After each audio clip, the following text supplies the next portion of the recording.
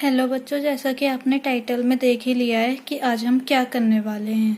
तो बिना किसी रुकावट के हम अपनी वीडियो स्टार्ट करते हैं। आज हम देखेंगे एक्सरसाइज 6.1 का फर्स्ट क्वेश्चन। हमने इसके इंट्रो में ट्रायंगल्स के बारे में पढ़ लिया था। तो आज हम क्या करते हैं, क्वेश्चंस देखते हैं और जो भी हमारी नई बात होगी वो भी हम देख लेंगे। तो फर्स्ट क्वेश्चन यहाँ पे क्या कह रहा है, इन ट्रायंगल, ये ट्रायंगल का साइन होता है। यहाँ पर हमने क्या नई बात देख ली कि ट्रायंगल को डिनोट कैसे करते हैं। ऐसे हम ट्रायंगल को डिनोट करते हैं पी क्यू आर। ये जो ट्रायंगल पी क्यू आर है, डी इज द, ये जो डी है ये क्या है, is the mid point of Q and R. हमने क्या देखा था, क्यू एंड आर का मिडल पॉइंट मीन्स ये क्यू डी इक्वल्स टू में किसके इक्वल होगा, डी आर के इक्वल होगा। ठीक है, तो इसका मतलब क्या हुआ कि मेरा क्यू डी इक्वल्स टू में डी आर होगा। अब देखते हैं यहाँ पे क्या कह रखा है कि पी एम मीन्स ये जो पी एम है 90 डिग्री का जिसपे एंगल बन रहा है, इज ये क्या है। तो हमने यहाँ पर पीछे पढ़ा था क्या इसकी डेफिनेशन, तो ये एल्टीट्यूड है। तो हम इसका आंसर क्या लिखेंगे, P M is an altitude has one end point, ठीक है, at a vertex of the triangle। उसके बाद and other on the line containing the opposite side। ठीक है, तो ये हमारी क्या होगी, डेफिनेशन हो गई है। वहां पर पीछे अच्छी सी नहीं दे रखी थी, तो ये हमने अच्छी सी डेफिनेशन लिख ली है कि P M is an altitude. ये एक एल्टीट्यूड है जिसका एक जो एंड पॉइंट है वो वर्टेक्स पे एंड होता है। जैसे कि पी पे इसका एंड पॉइंट हो रहा है, वो वर्टेक्स है पी हमारा, लेकिन एम हमारा वर्टेक्स नहीं है। आपको देखो वर्टेक्स में और पॉइंट में डिफरेंस भी पता चल गया। वर्टेक्स हमारा वो होता है जो दो लाइनों को ज्वाइन करता है, और ये जो है ये हमारा वर्टेक्स नहीं है, जस्ट अ पॉइंट है। ठीक है, उसके बाद हमारा क्या आ गया कि ये ट्रायंगल का एक वर्टेक्स का एंड पॉइंट को जोड़ता है। Then other on the line containing the opposite side. ठीक है, अदर की तरफ, दूसरी तरफ ये क्या करता है, अपोजिट साइड कंटेन करता है। अब आते हैं दूसरे वाले पे। तो P D is, P D क्या है हमारे पास, P D P and D जो इसे मिडल एकदम बीचों बीच क्यू आर को, क्यू आर लाइन सेगमेंट को एकदम बीचों बीच कट कर रही है, मीन्स ये हमारा क्या है, मीडियन है। तो हम यहाँ पे क्या लिखेंगे, P E, P D is a median. ठीक है, P E is a median connect a vertex of a triangle to the mid point of the opposite side.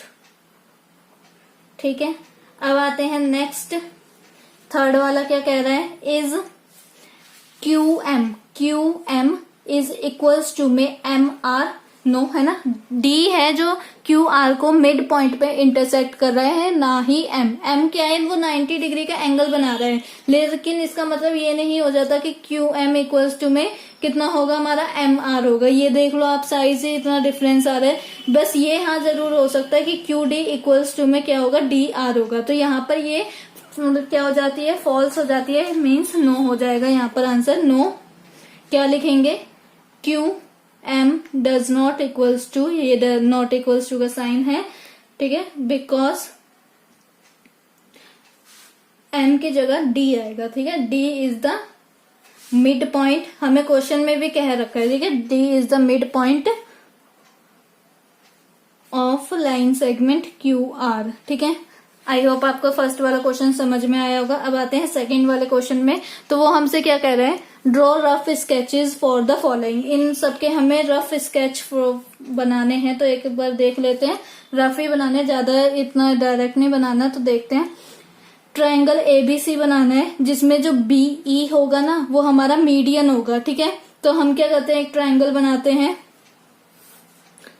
उसके बाद ये मेरा एक ट्रायंगल बन गया है। अब देखो नहीं, नाम कैसे देना है, अब हमें क्या पता है इसे ए दे या बी दे या सी दे।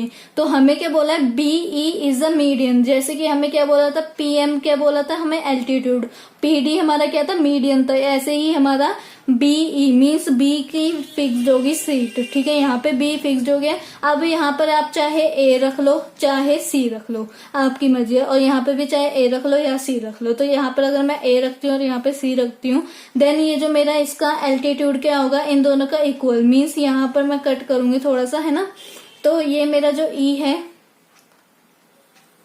आप जब मेजरमेंट करके बनाओगे ना, तो दोनों को जैसे अगर 4 सेंटीमीटर का खींचिए नीचे वाली, तो 2-2 सेंटीमीटर दोनों जगह छोड़ देना। तो ये मेरा क्या बन गया, मीडियन बन गया है BE, और ये AE को और EC को इक्वल पार्ट्स में बांट रहा है, ठीक है।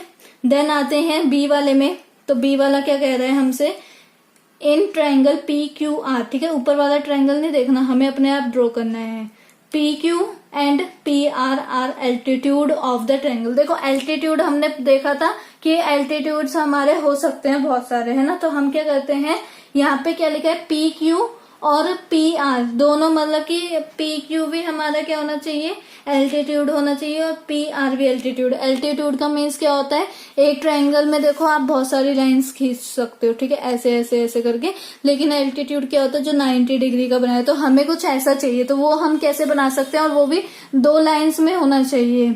मीन्स कि अगर यहाँ पर अगर मेरा P है ना, तो मेरा PQ तो चलो बन गया, लेकिन दूसरा PR नहीं बनेगा। तो हमें कैसा बनाना पड़ेगा, डिफरेंट टाइप का एक ट्रायंगल बनाना पड़ेगा। वो होगा हमारा राइट एंगल ट्रायंगल, जिसमें देखो मैं अगर इसकी नेम दूं तो P दोनों में कॉमन है, तो P मैं लूंगी, और Q को चाहे मैं इधर रख लूं या फिर R को इधर रख लूं। देन उसके बाद अगर आप यहाँ पर देखोगे तो एल्टीट्यूड का मतलब यही था ना कि PR 90 डिग्री का बनाना चाहिए, PQ भी 90 डिग्री का बनाना चाहिए। तो दोनों के पॉइंट ऑफ व्यू से मेरा यहाँ पर 90 डिग्री ही बन रहा है। तो आपको बस इतना ध्यान रखना है कि क्वेश्चन में पूछा क्या गया है, उसी के अकॉर्डिंग हमें फिगर्स बनानी पड़ेगी। हमारे पास 3 टाइप के ट्रायंगल्स हैं, एक्यूट, राइट एंगल और ऑब्ट्यूज। तो उसी के हिसाब से हमें बनाना पड़ेगा।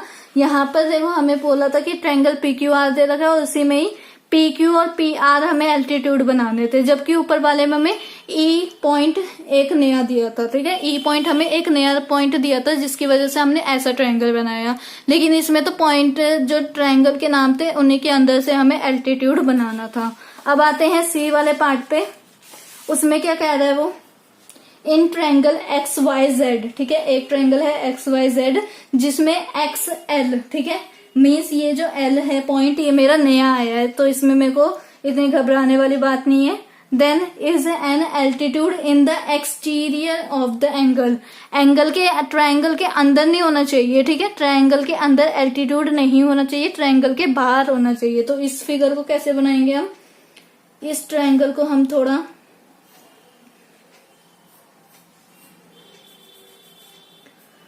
ओके, देन ये इतना सा करते हैं ताकि हमारा मतलब 90 डिग्री का बन जाए ना। तो ये देखो अभी ये जो मेरा बनेगा, ये मेरा 90 डिग्री का ही बनेगा।